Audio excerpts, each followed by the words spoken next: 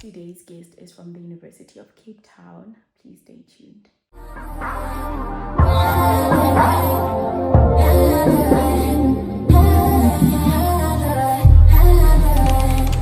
Hi everyone, I'm Oratile Molifi. I just finished my second year of med school at UCT, and today I'll be answering some questions for you guys. I chose to study at the University of Cape Town because when I googled it, I saw that it was like the best med school in the whole of South Africa and Africa. So I wanted to study at the top University of Africa. So that's why I chose UCT. I also chose UCT because I also wanted to get out of the province that I'm in. So I stay in Gauteng. So I wanted to be outside of Gauteng, go to different province, explore different things. So yeah, that's why I chose UCT. So the orientation period for me was very helpful at UCT. For the Faculty of Health Science, what happens is that when you get there, usually you'd arrive maybe a week before because they have an orientation program. And then basically when you get to the campus, there's a Parents' Day orientation. There you meet the Vice Chancellor, the Dean of the faculty, and also there are fellow students in higher years that come speak to you about their experience of studying medicine and so forth. So for me that was really helpful, and getting to know who are the people who you can approach in your faculty. Yeah, so I think that was helpful for me. And then there was also a mentorship event that was happening. So basically when you get to the Faculty of Health Science, they allocated each of the first years a mentor. So if you allocated a mentor, in your mentor group, you'd have about 4 to 5 mentees that are allocated to the same mentor as you. So I found that very helpful as well, because you get to know the people who you're studying with, and it might be difficult for you to make conversation with the people around you, but since you're allocated with other people that are there studying with you, it's easier to converse with people and get to know and warm up to the people around you.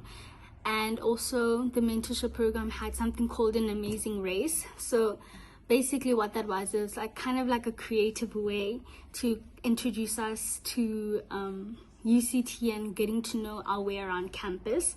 So what they did is almost a scavenger hunt type of thing. And basically you'd start at the Faculty of Health Science, and then you'd have different places which you'd need to go. And when you get there, as your mentor group, you'd take a picture of yourself there, and then you'd go to wherever they want you to go. So we started at the Faculty of Health Sciences campus, and then we went to GSH, which is Groote Hospital, and took some pictures there as well. And then after that we went to Upper Campus and took different pictures there. And then we went to Middle Campus and then Lower Campus. So the different campuses, most people study at Upper Campus who are at UCT. The Faculty of Health Science campus is for everyone who's studying in the Faculty of Health Science. And then Middle Campus is mostly the law students. And there's also the student fees office on Middle Campus. And then Lower Campus is where most of the reses are. So you'd find most of your first year residences over there. Yeah, so on Upper Campus, one thing to note if you are interested in studying medicine at UCT, there's 2 important buildings which you need to know, which is your physics building and your chemistry building. So that would be R.W. James and P.D. Hahn. So just keep that in mind if you're interested. So I am currently not funded, I'm self-funded, but I am currently looking into different funding options. So just for a tip for matriculants, if you need funding, make sure that you secure your funding while you're in your matricular, because it's much easier to do so compared to when you're studying in tertiary education. Yeah, and then one thing also just to note on that, on the UCT website, there's something under the fees tab. They have a kind of document, and it has like different bursaries listed and which bursaries fund which degrees, so and which faculties. So it's good to look at that just in case you need to see, okay, which bursary option can I explore and just what would be best for me. So I'd say go check that out. So I'd say currently I think the financial support at UCT has been a lot better compared to 2023, especially with the like introduction of the EFF-led SRC. They've really tried to help as many students as possible with the fee blocks that lots of students have experienced, and also the NSFAS cap that was introduced. They're trying to help people still be able to register at university and still like be able to graduate even though they have these fee blocks. So I think that has been super helpful. And also one thing that I can mention is that if you do need some kind of financial advice, you can always go to the students fees office on Middle Campus and you can ask them whatever questions you need to ask. They are always there to help you. Yeah, and there are even people in res that you can ask about funding options if you're really needing that advice. I do have language modules. So the 2 language modules I have is Xhosa and Afrikaans. So I learn Afrikaans and Xhosa for my students. And in first year, what you learn is the basics of both of the languages. So this is just like how to communicate and, you know, how to have basic conversations with the people around you. And then when you get to second year, it's more of like taking what you've learned in the basics and like applying those in more clinical settings. So you're going to learn a lot more like clinical jargon and a lot more clinically based information, just to be able to conduct like clinical exams with the people around you. Yeah, and just like in OSCE settings, which is what they introduce in the second semester of first year at UCT, we have these things that are called OSCEs, and basically these are like clinical examinations. And what you have to do is you go in and you have a practice patient and you have to communicate to that practice patient in the language that you're being assessed. So if it's Afrikaans, you're gonna have to go and speak to them in Afrikaans and complete the examination in Afrikaans.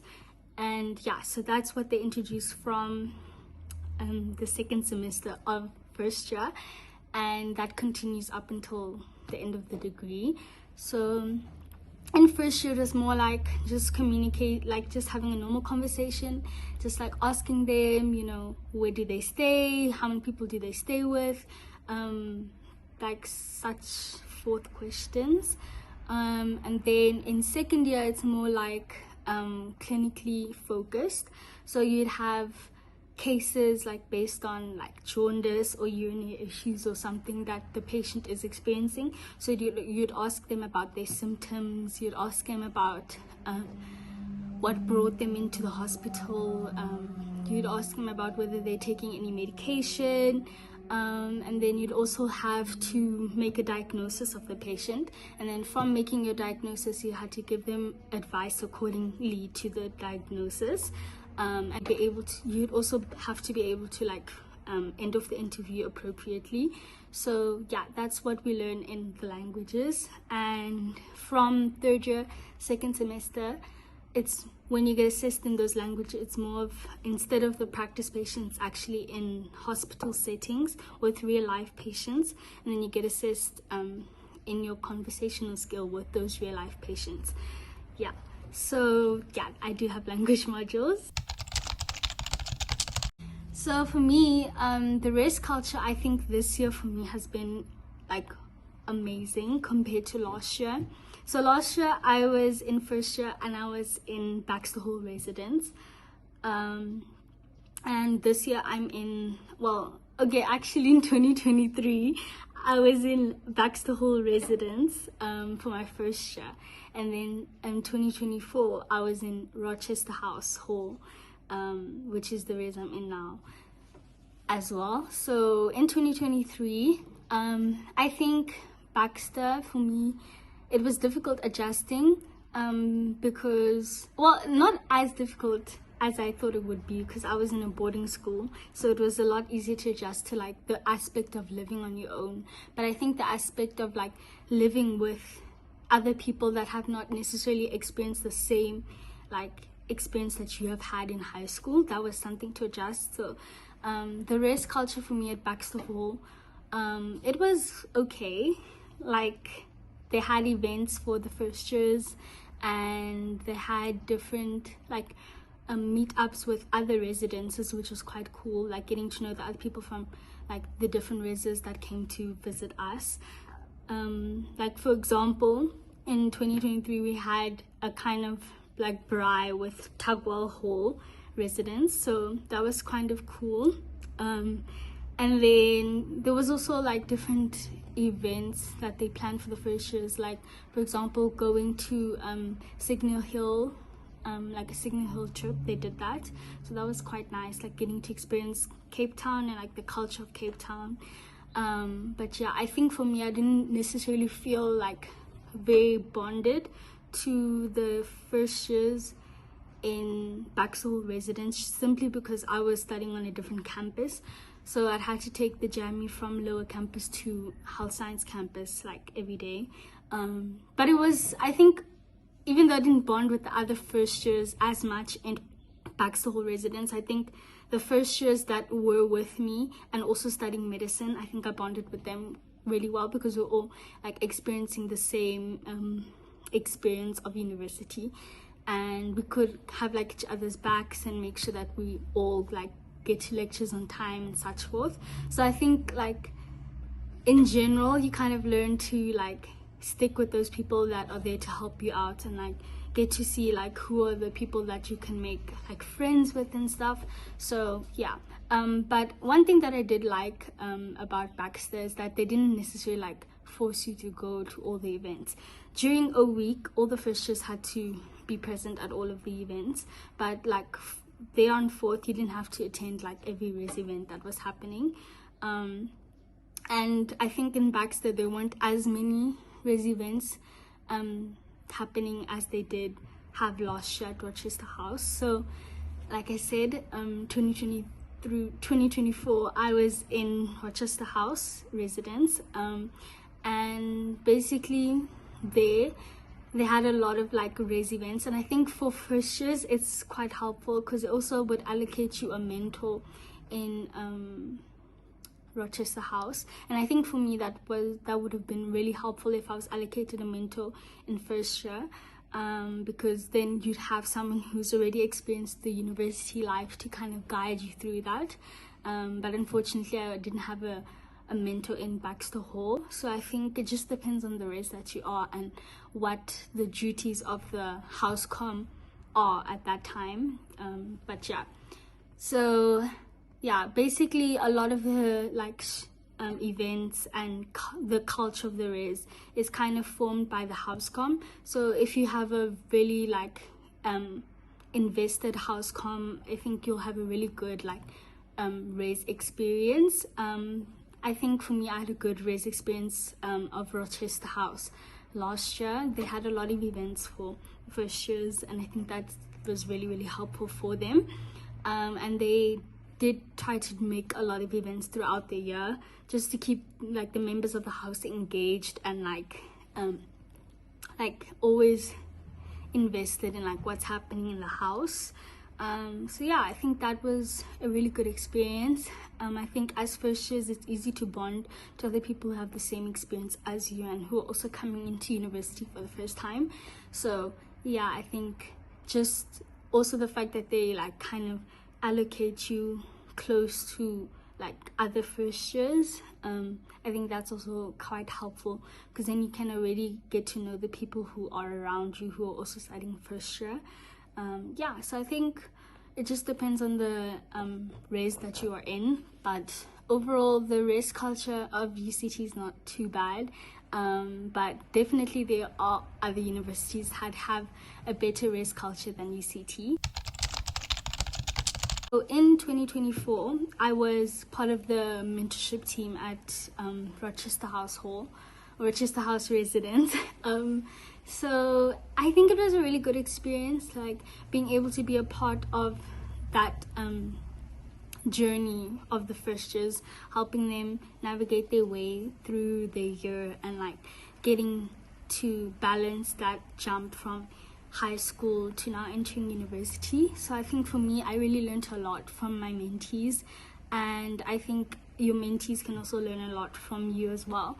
But the one thing that I can say is I think faculty mentors are probably a lot more helpful than like res mentors, because a lot of the things that you experience in university have to do with your academics. So being able to have a mentor that can guide you in that way is a lot more helpful.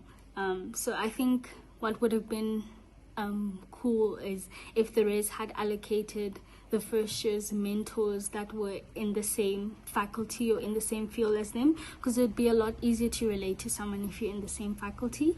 But yeah, I think I definitely would recommend being in student leadership. I think you learn a lot of qualities about yourself, and I think you learn how to grow and how to work within a team, and how to make sure that you're always kept accountable to your word and keeping up to the word that you have spoken to other people. So I would 100% recommend. And if you're not able to be in like student leadership and necessarily at UCT, just making sure you get involved in some sort of leadership, whether it's in your church or whether it's in your sports team, because there are a lot of like sports clubs at UCT. Like for example, I'm part of the squash club at UCT, so yeah, I think just getting involved somewhere is a great start to getting into student leadership. But yes, the question is yes. In first year, I had to evacuate every time I left the university, but not necessarily those midterm breaks, just like the June, July holiday and the December, Jan holiday. You do have to evacuate, but for me, when I was in second year last year, we didn't have to evacuate in June, July, because our times, like our semester times, were different to the rest of UCT. So because our holiday was so short in June, July, you didn't have to evacuate your room. But definitely December, Jan, you have to evacuate everything.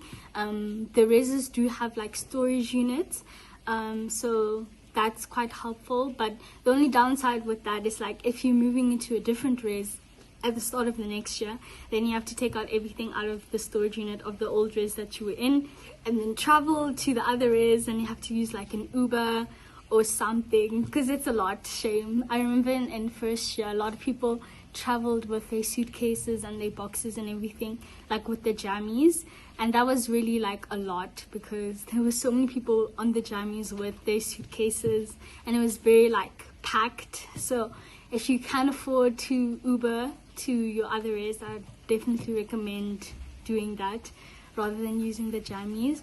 You do have to evacuate every time you leave the res for recess. I think this all just depends on like which res you're in, whether you're in a catering or self-catering res, because the prices will differ, and what your budget looks like. But I'd say on an average, if you are someone that wants to go out, I wouldn't recommend going out all the time. I would recommend maybe like once a month, twice a month, depending on what you're studying. But if you're studying medicine, go out like once a month. Don't do it too much because you have a lot of studying. So I would say, okay, if you're going out once a month and maybe like in each semester, maybe like 4 times total, depending on whether you are able to go out each month or whatever. I would say looking at the activities in Cape Town, and there's a lot of different things to do, I'd say maybe budget about 500 for outings.